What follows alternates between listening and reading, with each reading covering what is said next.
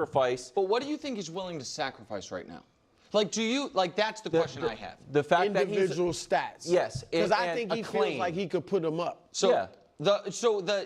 And I think that's where maybe you view him differently than I think what you would call his critics.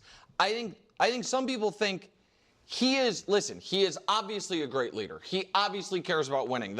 We talked about the Alabama stuff back when it was happening, all the intangibles. But I think there are some people, maybe fairly, that think this style he is not sacrificing. This is the style the only one that he can win with.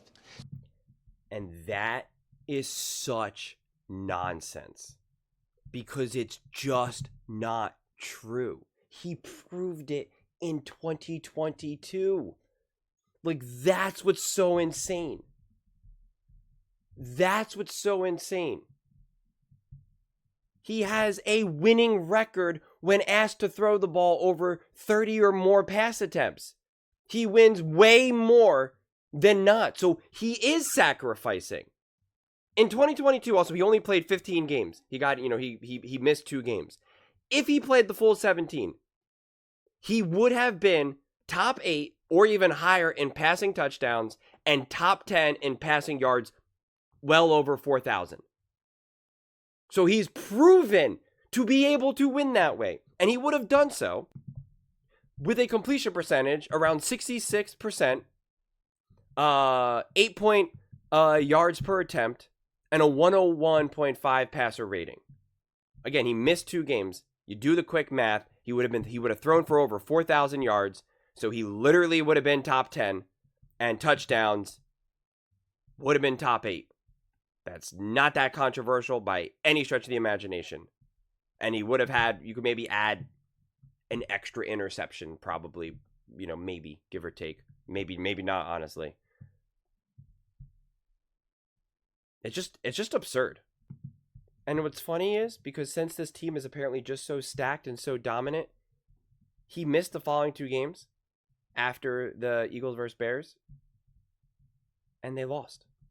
He then had to come back to the point where people weren't even sure if he was fully healthy, just so he can go out and get the win against the Giants, with a shoulder injury. And again, like I said in my previous video, everybody praised Patrick Mahomes for playing with his ankle and his injured foot, or whatever the heck it was, and yet crickets with Jalen Hurts. Why? Please tell me why. And then again, in 2023, when the defense was a mess and he had to play different, if he also was able to, because he got injured and then also left the game early, if he actually finished the game, it would have been another 4,000 passing yard season, which would have been top 10.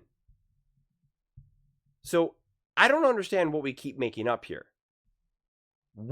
How do you want him to play? Because he carried this Philadelphia Eagles team in 23 to the playoffs, and he was also banged up throughout the whole season. His knee did not look right, to the point where Nick Wright himself said, I believe Jalen is going to get surgery this offseason. That's what he said. And he dislocated his finger. And the defense was a mess. And he had a terrible offensive coordinator who literally was fired. Terrible defensive coordinator. Fired. And he still was going to have a 4,000 plus passing yard season. And 25 touchdowns. And still be top in the NFL in rushing and do all the other great stuff. And that's somehow not impressive. I don't understand.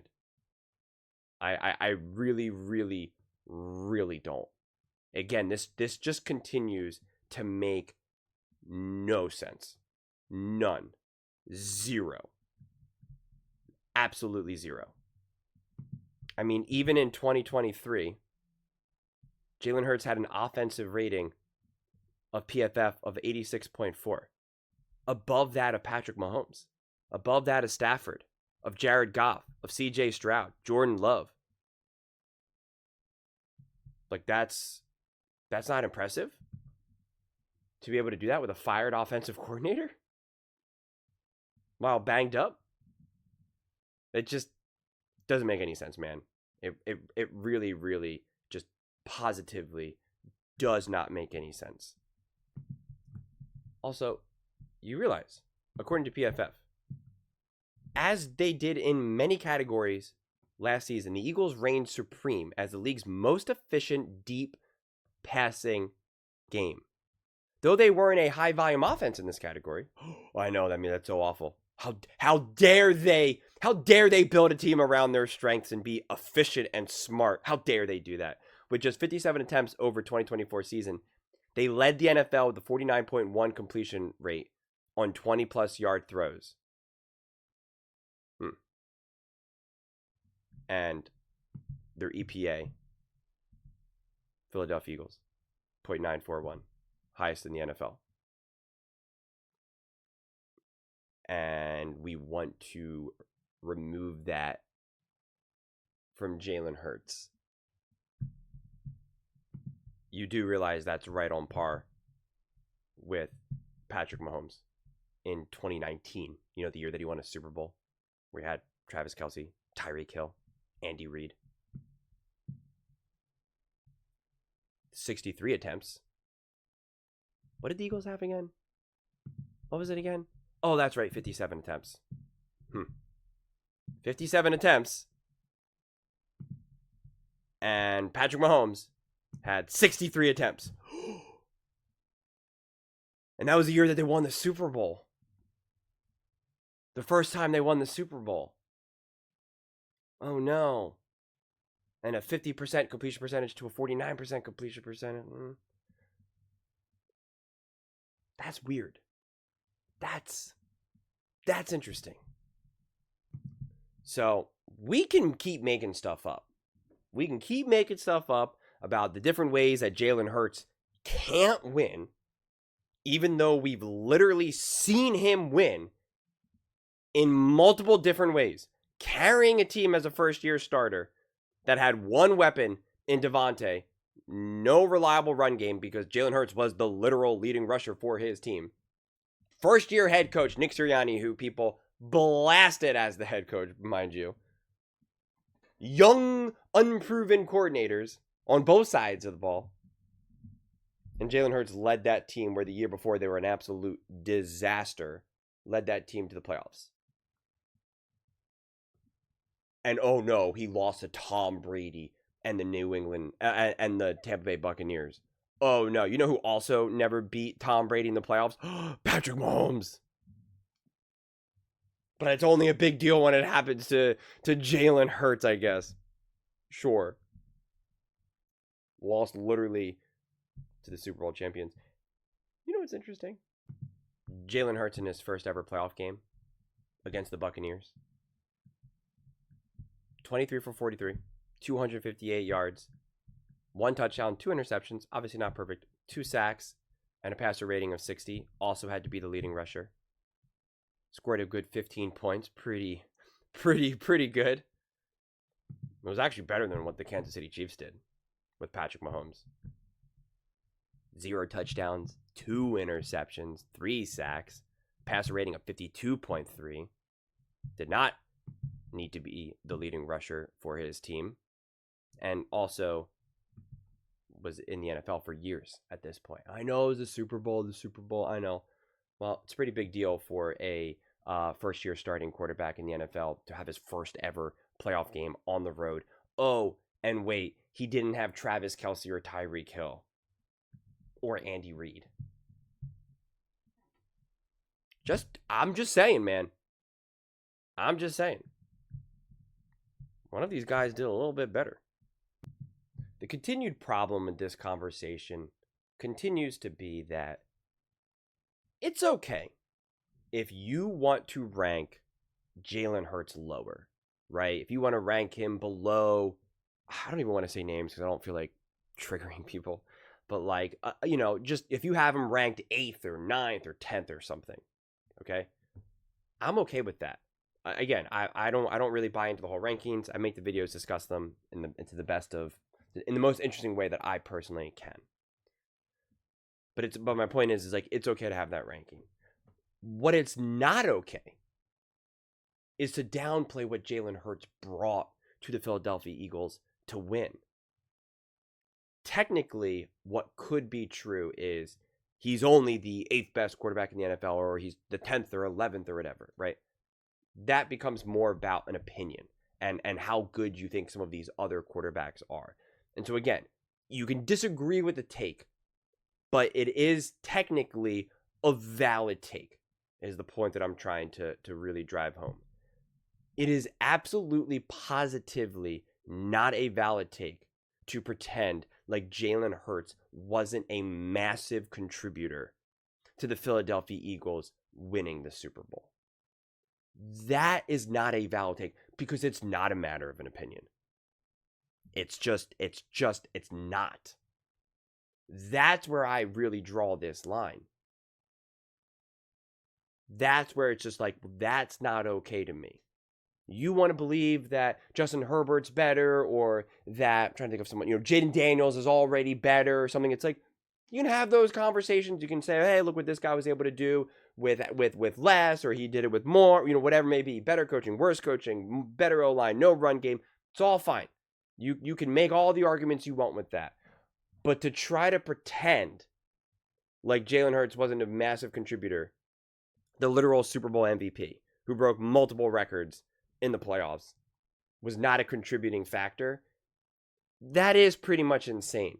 And when we see various quarterbacks who have great regular seasons and their teams are great during the regular season, and now they're in the playoffs, and you see that quarterback not play as great,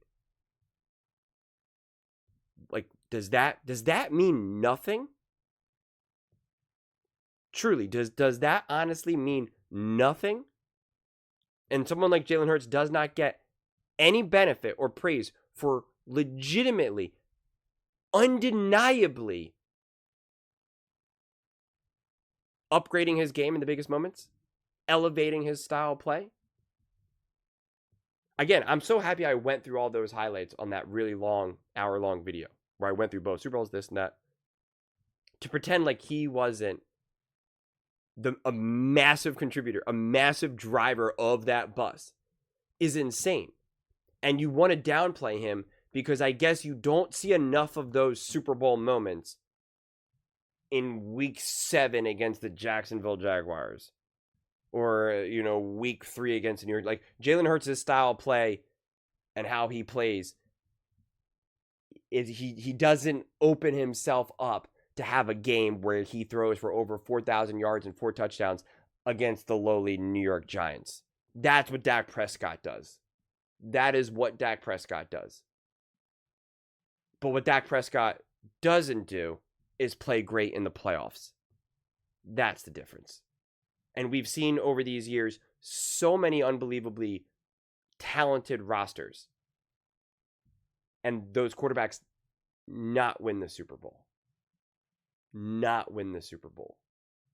And yet Jalen Hurts and the Philadelphia Eagles did. The 49ers did have a stacked roster.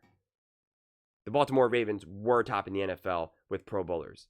So were the Dallas Cowboys. They did not win the Super Bowl. Their quarterbacks did not elevate and play the biggest when it mattered most. It's just a reality. It's just a reality. But yet we just want to keep pulling down Jalen Hurts. And it's so funny because people will say, I got caught, I don't even say caught out because it's just like a random comment here or there, where they're like, oh, you're doing so many Jalen Hurts videos and Eagles videos. And it's like, dude, they're talking about him like all the time, every single day. Like, what do you want? Like, what do you want from me? This is first things first. They opened the show with like a 25-minute segment just on Jalen Hurts. It's like, am I not supposed to talk about? Am I supposed to talk about clearly one of the most popular quarterbacks in the NFL? The team that literally just won the Super Bowl? The Super Bowl MVP, who people are trying to downplay? You know who didn't elevate his play in a Super Bowl? Cam Newton. You know who's an inferior quarterback to Jalen Hurts? Cam Newton. You know who didn't elevate in the biggest moment at the biggest stage in the Super Bowl? Cam Newton. You know who didn't set multiple records in Super Bowls, in multiple Super Bowls. Cam Newton. I don't know, man. Sometimes people are just not serious. And yeah, having conversations is an art form. It really is. It really, really is. Being able to take in a lot of information, make sense of it, hear what other people are saying, finding the truths, even some of the uncomfortable truths, trying to figure out where some of the gems are, some of the things that don't entirely make sense. It's an art form. It really is. Sometimes I get it right. Sometimes I get it completely wrong. Sometimes Nick gets it completely wrong. Sometimes he gets it completely right, right? It just is what it is. But we are collectively failing the conversation around Jalen Hurts and the Philadelphia Eagles and what he's doing and what he's accomplished. To the point that it's really absurd. It really is. I understand the pushback from to the people who are trying to say, "Oh, Jalen Hurts is better than Mahomes or better than Josh Allen." I'm like, totally okay with that. Pushing back on that and saying like that's crazy. That's this, that, and the third.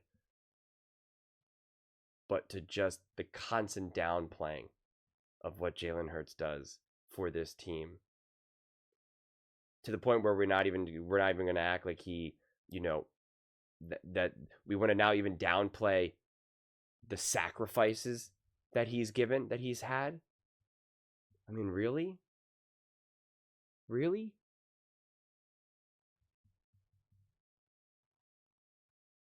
It's a shame. I actually genuinely, and as I get older, this does not happen much. It really doesn't. I don't get inspired as easily as I did when I was younger, when I was a kid. And, especially other athletes, especially people who are like mega successful and wealthy and famous. I'm like, it's hard for me to like really get inspiration from that, to be honest with you, because they live such ridiculously, amazingly gifted lives. So it's just like, I'm going to be inspired by that. It's pretty easy to be a great person when you got $100 million in your bank account. But I actually do get inspired by Jalen Hurts. Seeing his behavior, seeing how consistent he is, seeing how grounded he is.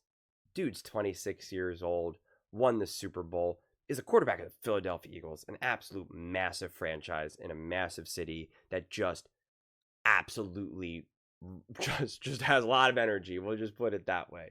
I mean, there's so much going on out there, and there's just so many landmines that could trip up someone like Jalen Hurts. And yet he's just survived every single one of them. And even when he's succeeded, you still got people like he just led a rocket ship to Mars. And people are like, "Yeah, but I don't know. Were you the one hitting the buttons there? Like, did you design the rocket? I mean, was it really you who designed the rocket? I mean, we got to actually give credit to the space suits. I mean, without the suits, you wouldn't have even been able to get to Mars. Like, okay, sure. Whatever you guys say. But those are just my thoughts. I'd absolutely love to hear yours. What do you guys all think about Jalen Hurts and I guess the fact that he can only win one way? He's not sacrificing. I don't even know anymore, man. Let me know in the comments below. I read every single comment, so whether you agree with me or disagree with me, either way, let's get in some discussions, let's get in some fights, but ultimately, let's just have some fun. And please do consider subscribing. We are building an amazing community here, and absolutely love to see you part of it. I want to build something that we all genuinely feel connected to, something that we're really excited to be part of. I think we're on our way to doing it. Please don't forget to give this video a thumbs up, as it really does help with the visibility and the algorithm. Thank you so much. See you next time.